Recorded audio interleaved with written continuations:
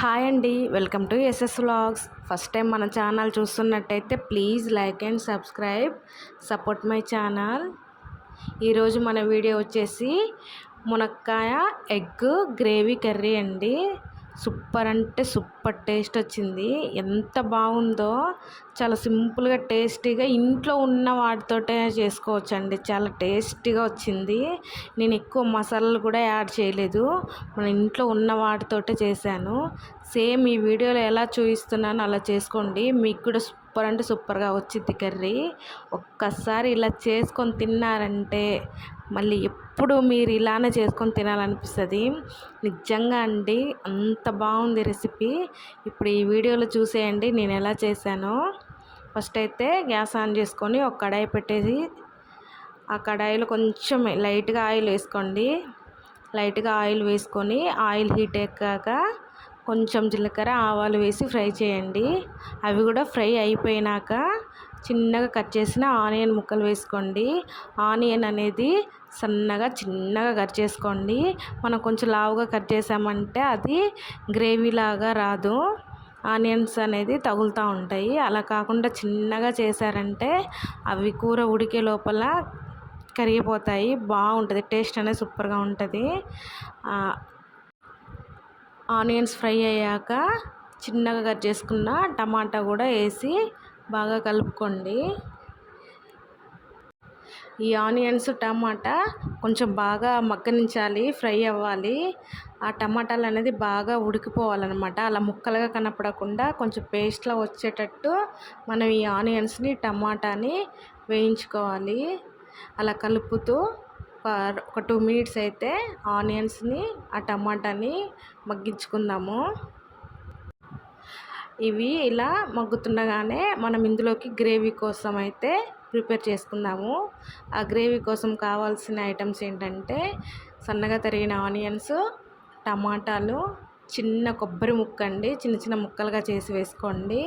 అలాగే కొంచెం అల్లం ముక్కలుగా చేసి అవి కూడా అల్లం ముక్కలు వేసుకోండి.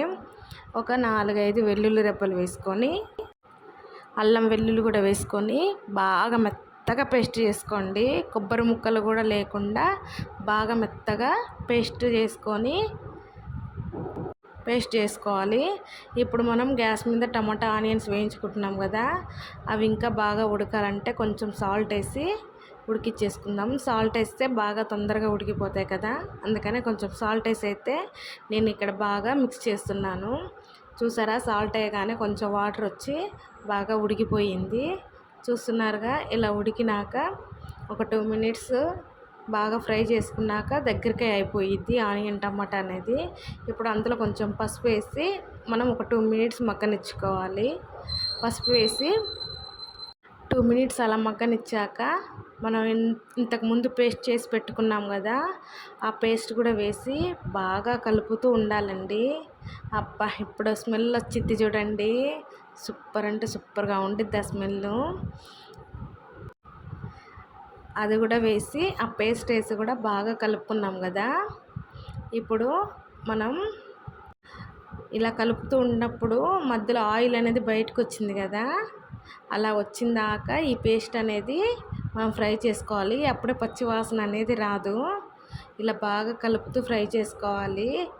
ఇది బాగా ఉడికిందని మనకి తెలియాలంటే ఇక ఇలా ఆయిల్ అనేది బయటకు వచ్చింది. అప్పుడు మనకి ఈ పేస్ట్, ఈ ఆనియన్ టమాటా అనేది బాగా ఉడికిందని అర్థం. అప్పుడు ఇలా బాగా ఉడికిపోయినప్పుడు మనం ఏం చేయాలంటే ఇందులోకి ఇంతకు ముందుకే సాల్ట్ వేసాం కదా, తర్వాత సాల్ట్ వేసుకోవచ్చు. ఇప్పుడు ప్రస్తుతానికైతే ఇలా బాగా మగ్గించుకున్నాక ఇలా ఆయిల్ అంతా బయటకు వచ్చాక కొంచెం కారం వేసుకొని మనం టేస్ట్ చూసుకొని సాల్ట్ వేసుకోవాలి, లేదంటే లాస్ట్కైనా సాల్ట్ అయితే వేసుకోవచ్చు. ఫస్ట్ అయితే ఇలా కారం వేసి ఇది కూడా బాగా ఉడికించుకోవాలి. ఇంతకుముందు ఆయిల్ అనేది బయటకు వచ్చింది కదా ఉడుకుతున్నప్పుడు, ఇప్పుడు కూడా సేమ్ కారం వేసుకున్నాక కూడా మనం ఒక 2 మినిట్స్ అయితే బాగా మగ్గనిచ్చుకోవాలి. చూసారా, సైడ్ అమ్మట ఆయిల్ అనేది బయటకు వచ్చింది. ఖచ్చితంగా అలా ఆయిల్ బయటకు వస్తేనే మనం వేసిన పేస్ట్ అనేది బాగా ఉడికిందని అర్థం. అలా బాగా ఉడికితేనే పచ్చివాసన అనేది రాకుండా మనకు ఆ గ్రేవీ అనేది సూపర్ టేస్టీగా వచ్చిద్ది. ఇప్పుడు మనము చిక్కు తీసి పెట్టుకున్న మునక్కాయ వేసి బాగా మసాలా అంతా మునక్కాడలకు పట్టేలా బాగా 1 మినిట్ అలా కలుపుకుంటూ ఒక 2 మినిట్స్ మీడియం ఫ్లేమ్లో ఆ మసాలా అంతా ముక్కలకు పట్టేలా మగ్గించుకోవాలి. ఇలా మగ్గించుకున్నాక కలుపుతూ మగ్గించుకోవాలి. ఈ మసాలా అంతా మునక్కాడలకైతే పట్టేసింది. ఇప్పుడు ఈ మునక్కాడలు బాగా ఉడకాలి కదా, అందుకనే ఈ గ్రేవీకి మనం వాటర్ అయితే యాడ్ చేసుకుందాము. మనకి ఎంత థిక్నెస్లో గ్రేవీ కావాలనుకుంటామో అంత వాటర్ యాడ్ చేసుకోవాలి. వాటర్ యాడ్ చేసుకొని ఒక 2 మినిట్స్ కలుపుతూ మునక్కాడలకి అన్నిటికీ ఆ మసాలా పట్టేలా బాగా కలుపుతూ ఉడికించుకోవాలి. ఒక 2 మినిట్స్ అలా కొంచెం ఉడుకుతున్నప్పుడే మనము బాయిల్ చేసి పెట్టుకున్న ఎగ్స్ ఉంటాయి కదా, మనం ఫస్టే ఉడకపెట్టి పెట్టుకుంటాం కదా ఎగ్స్ని, అవైతే కాట్లు పెట్టేసుకోవాలి. చాకుతో కాట్లు పెట్టేసి ఇలా కొంచెం ఉడుకుతుంది. ఆ ముక్కలకంతా గ్రేవీ అనేది కొంచెం పడుతుందన్నమాట. ఈ టైంలో మనం ఫస్ట్ ఉడికించి కాట్స్ పెట్టుకున్న ఎగ్స్ అయితే అందులో వేసేసి 1 మినిట్ అలా కలిపేసి మూత పెట్టుకొని ఆ మునక్కాడలు ఆ ఎగ్స్ అనేవి ఆ గ్రేవీలో బాగా ఉడకాలండి. మనం యాడ్ చేసిన మసాలాలన్నీ ఆ మునక్కాడలకి ఆ ఎగ్స్కి పట్టేలా మనం ఉడికించుకోవాలి. ఎగ్స్ వేసి బాగా ఉడికించుకోవాలి. మనం ఆయిల్ అనేది బయటికి రావాలి. అలా ఆయిల్ అనేది బయటకు వస్తేనే కర్రీ రెడీ అయినట్టు. అప్పటి వరకు మనం ఈ కర్రీని కలుపుతూ ఉడికించుకోవాలి. ఆ మసాలాలన్నీ అయితే మునక్కాడకి ఎగ్స్కి అయితే ఖచ్చితంగా పట్టే వరకు అయితే ఉడికించుకోవాలండి. ఇప్పుడు అందులోనే కొంచెం ధనియా పొడి, కొంచెం గరం మసాలా వేసి నేనైతే కొంచెం వాటర్ ఎక్కువగా వేసి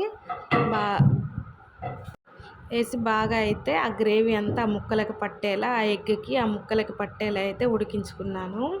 మనకి ఎంత థిక్నెస్లో కావాలో గ్రేవీ అంత థిక్నెస్ వచ్చే వరకు ఉడికించుకోవాలండి. అంతే అండి, సింపుల్గా ఎగ్ మునక్కాడ కర్రీ రెడీ.